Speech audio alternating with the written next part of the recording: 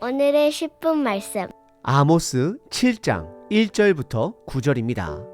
아모스 7장은 북이스라엘에 대한 하나님의 심판과 중보자인 아모스의 역할을 다룹니다. 이전 6장에서 하나님은 북이스라엘의 교만과 안일함을 지적하시며 한 민족이 그들을 포로로 끌고 갈 심판을 선포하셨습니다. 이어지는 7장서부터 9장까지 안에는 5가지 환상이 등장하며 이는 하나님과 아모스 사이의 대화의 장이 됩니다. 본문에서 아모스는 중보자로서 이스라엘을 위해 하나님께 간구합니다. 첫 번째 환상은 메뚜기 재앙이고 두 번째 환상은 불의 심판입니다. 이 두 환상에서 아모스가 하나님께 용서를 구하자 하나님은 심판의 뜻을 돌이키십니다. 그러나 세 번째 환상부터는 심판을 멈추지 않으십니다. 그 이유는 이스라엘의 죄악이 이미 하나님이 정하신 그 선을 넘었기 때문입니다. 이 본문은 중보자의 중요한 역할을 우리들에게 가르칩니다. 아모스의 중보 기도는 단순히 하나님의 뜻을 바꾸는 것이 목적이 아니었습니다. 중보는 하나님의 뜻을 드러내는 도구입니다. 하나님께서 아모스의 기도를 들어주신 이유는 이스라엘이 회개하고 돌아오면 언제든지 용서하시는 하나님의 성품을 드러내기 위해서입니다. 하지만 세 번째 환상에서는 하나님의 심판을 멈출 수 없음이 드러납니다. 이는 하나님께서 더 이상 그들의 죄를 관과할 수 없음을 의미합니다. 결국 아모스는 예수님의 그림자와 같은 역할을 합니다. 예수님은 완전한 중보자로서 우리의 죄를 해결하셨습니다. 아모스가 이스라엘을 위해 중보했다면 예수님은 온 인류를 위해 중보하셨습니다. 그리고 예수님은 우리에게도 이 땅에서 중보자의 임무를, 사명을 맡기셨습니다. 중보자는 신을 달래 하나님의 뜻을 통제하거나 인간의 유익을 위해 하나님을 이용하는 자가 아닙니다. 중보자의 핵심은 하나님과의 깊은 관계 속에서 하나님의 뜻을 드러내는 데 있습니다. 우리가 중보 기도를 드릴 때 하나님의 뜻을 바꾸려는 시도가 아니라 하나님의 뜻을 이해하고 순종하는 자세가 필요합니다. 오늘 본문을 통해 각자 자신을 돌아보길 원합니다. 나는 하나님의 중보자로서 이 땅에서 어떤 역할을 감당하고 있는가? 나의 중보는 하나님의 뜻을 드러내고 있는가? 구체적으로 내가 감당해야 할 중보자의 사명은, 임무는 무엇인가? 하나님의 뜻을 드러내는 중보자의 자리에서 오늘도 하나님의 마음을 품으시며 그분의 뜻을 이루시는 삶을 사시길 기도합니다.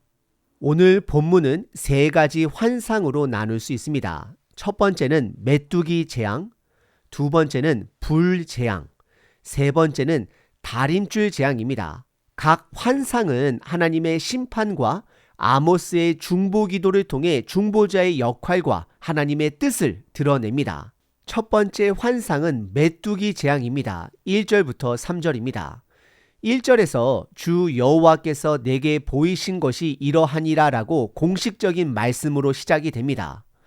하나님은 아모스에게 메뚜기가 모든 곡식을 먹어치우는 장면을 보여주십니다.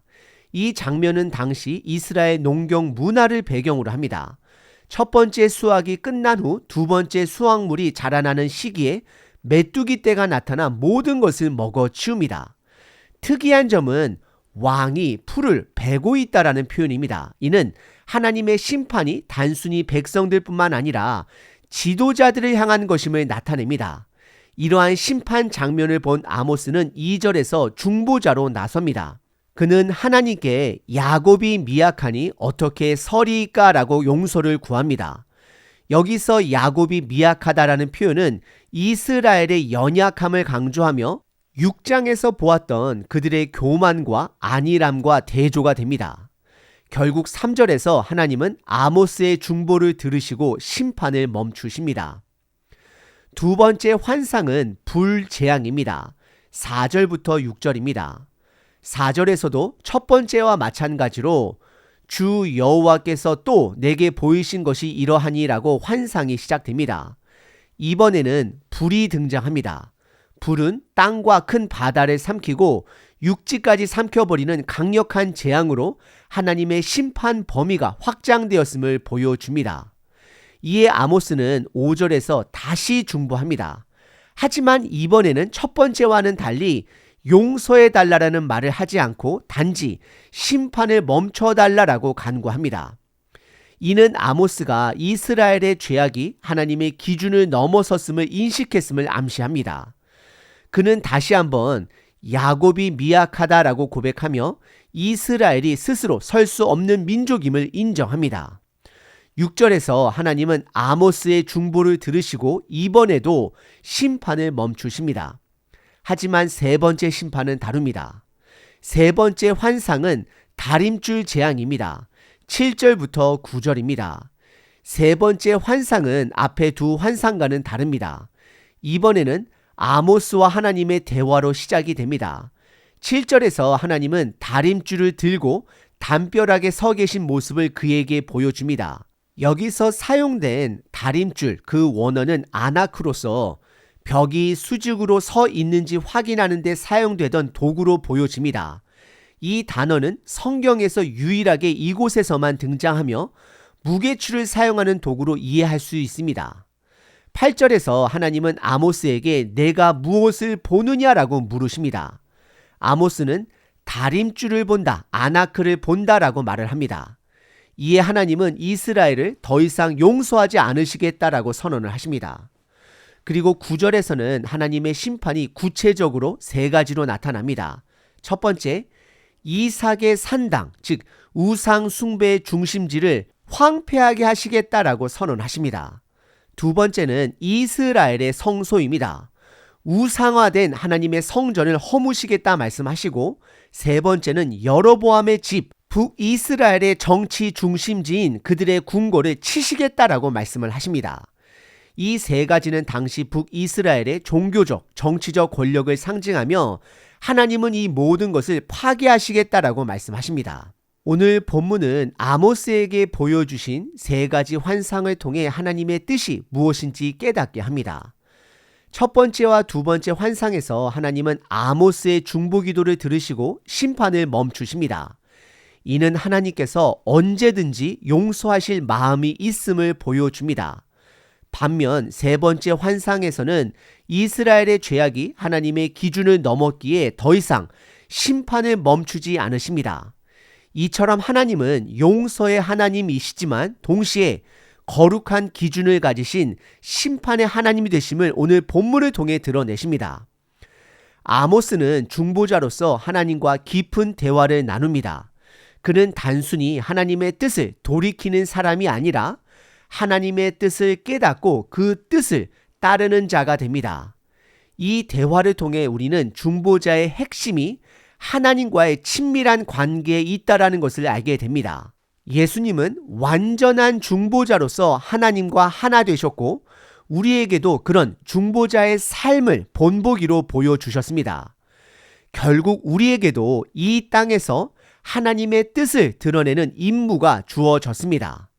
하나님의 말씀을 삶의 기준으로 삼고 그분의 마음을 품으며 우리의 시간이 아닌 하나님의 때를 신뢰할 때, 그리고 하나님의 방법을 온전히 의지할 때 그분의 뜻은 우리의 삶을 통해 드러날 것입니다. 우리가 하나님과의 깊은 관계 속에서 하나님의 뜻을 세상에 드러내는 중보자가 되길 소망합니다. 하나님은 지금도 당신을 통해 이 세상에 그분의 뜻을 나타내길 원하십니다. 과연 나는 하나님의 뜻을 드러내는 중보자의 자리에서 충실하게 서 있는지 오늘 말씀을 통해 다시 한번 돌아보시길 바랍니다. 디모데 전서 2장 1절. 그러므로 내가 첫째로 권하노니 모든 사람을 위하여 간구와 기도와 도고와 감사를 하되 왕들과 높은 지위에 있는 모든 사람을 위하여 하라. 이는 우리가 모든 경건과 단정함으로 고요하고 평안한 생활을 하려 함이라. 중보자 되신 예수님을 찬양합니다. 오늘도 우리에게 말씀을 통해 하나님의 뜻을 보여주심에 감사드립니다.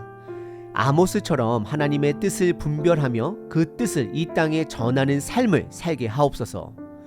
우리의 기도가 하나님의 마음과 연결이 되게 하시고 세상 속에서 하나님의 뜻을 드러내는 중보자의 임무를 감당하게 도와주시옵소서. 주님의 말씀을 기준 삼으며 우리의 생각과 뜻이 아닌 하나님의 뜻을 따라가게 하옵소서. 오늘도 우리의 삶을 통해 주님의 뜻이 이루어지길 간절히 기도합니다. 온전한 중보자 되신 예수님의 이름으로 기도드립니다. 아멘. 항상 기뻐하라. 쉬지 말고 기도하라. 범사에 감사하라.